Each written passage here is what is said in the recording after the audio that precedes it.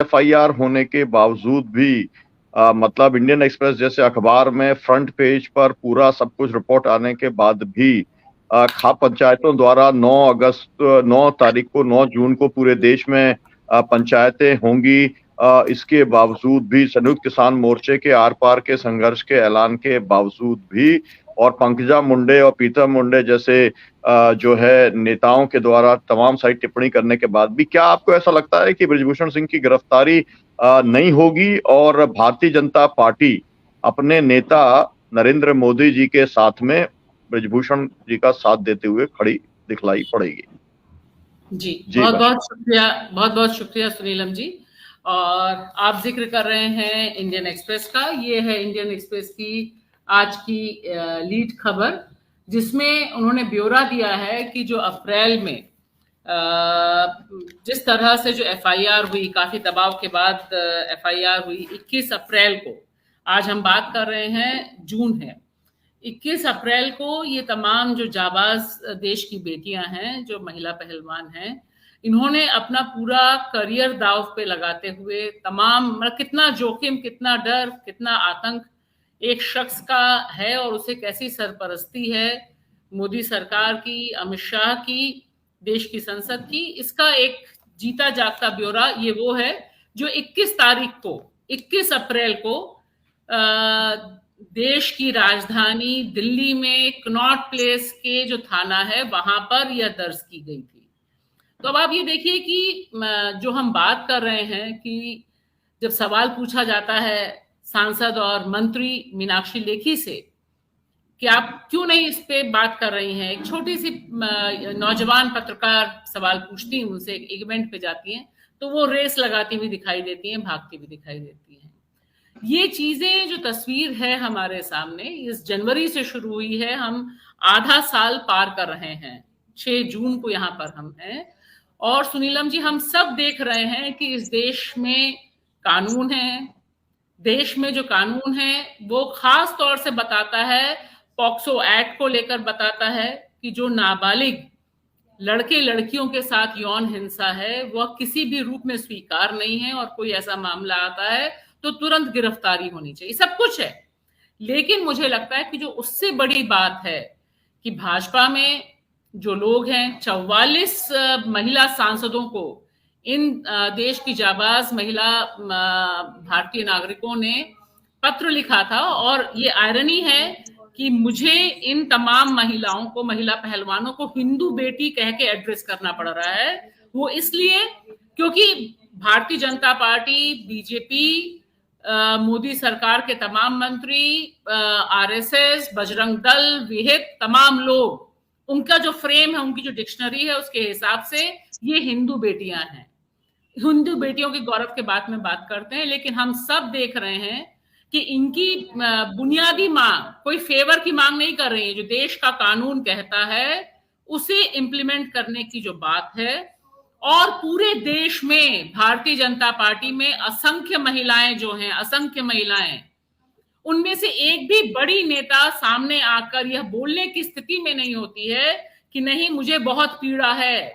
ये हमारे घर की बेटियां हैं, ये हमारे घर की शान है। और आप सोचिए कि जिस समय हम बात कर रहे हैं इन कानूनों को इंप्लीमेंट करने की, उसी समय उत्तर प्रदेश में योगी सरकार में एक दलित बेटी के साथ, 14 साल की बेटी है, जिस तरह से उसके साथ बलात्कार होता है, और उसके बाद आज जब हम बात कर रहे हैं तो खबर आती है कि उनके पिता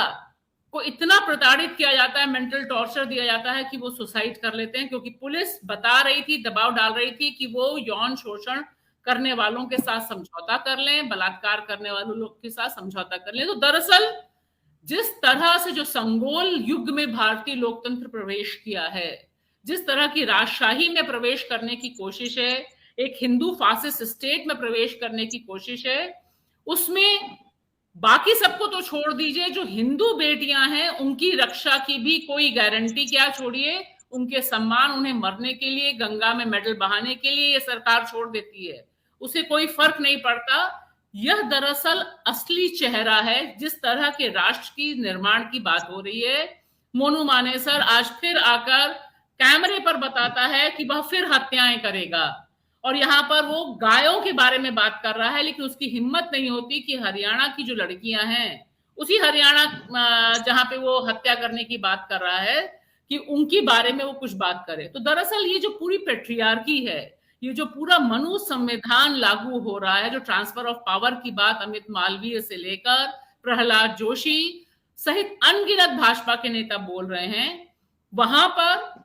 महिलाएं पूरी तरह से असुरक्षित हैं, आदिवासी बाहर हैं। और मुझे लग रहा है कि उससे भी बड़ी बात यह है कि जो लोकतंत्र के बाकी खंभे हैं, आज आप चर्चा कर रहे हैं कि क्या भाजपा में दरार है, भाजपा में कुछ स्वर उठ रहे हैं, पंकजा मुंडे सामने आ रही हैं, क्या उनका जो बयान है वह सुना जाएगा कि नहीं सुना जाएगा। मेरा तो यहाँ कहना बहुत दूसरा है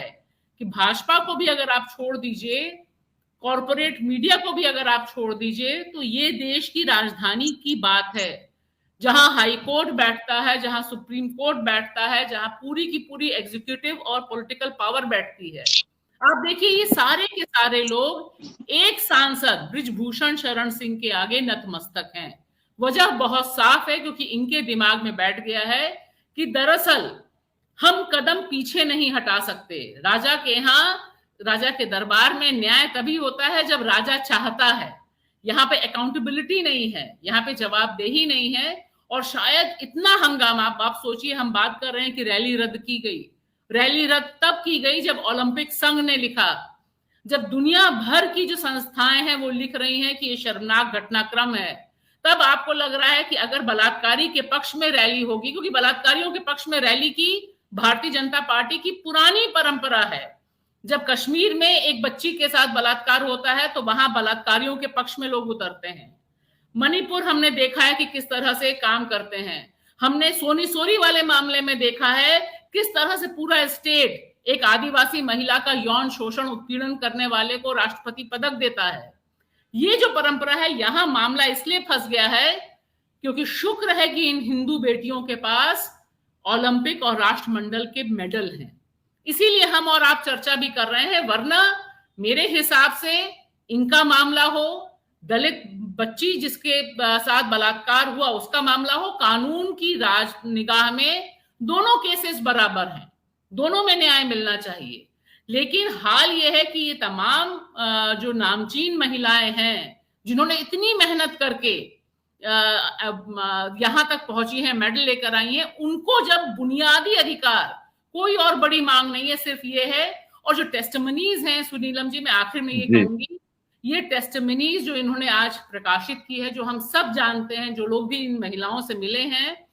वो सब जानते हैं, वो रोंगटे खड़ा करती हैं। और मेरा ये बहुत स्पष्ट मानना है कि इतना सब होने के बाद भी अगर देश के कुछ नागरिक आज भी इस बलात्कार के आरोप, यौन शोषण के आरोपी के पक्ष में खड़े हैं, तो निश्चित तौर पर वे अपने घर, अपने पड़ोस, अपने रिश्तेदारी में बेटियों को कैसे देखते होंगे, इस पर सवाल होना चाहिए कि तुम अगर रेपिस्ट मेंटालिटी के हो, रेपिस्ट कल्चर के साथ खड़े हुए हो, तो हम तुम्हें इंसान मानने से इनकार करते हैं। आज मुझे लगता है देश का जो जागरूक नागरिक है वह यह सवाल पूछे कि अगर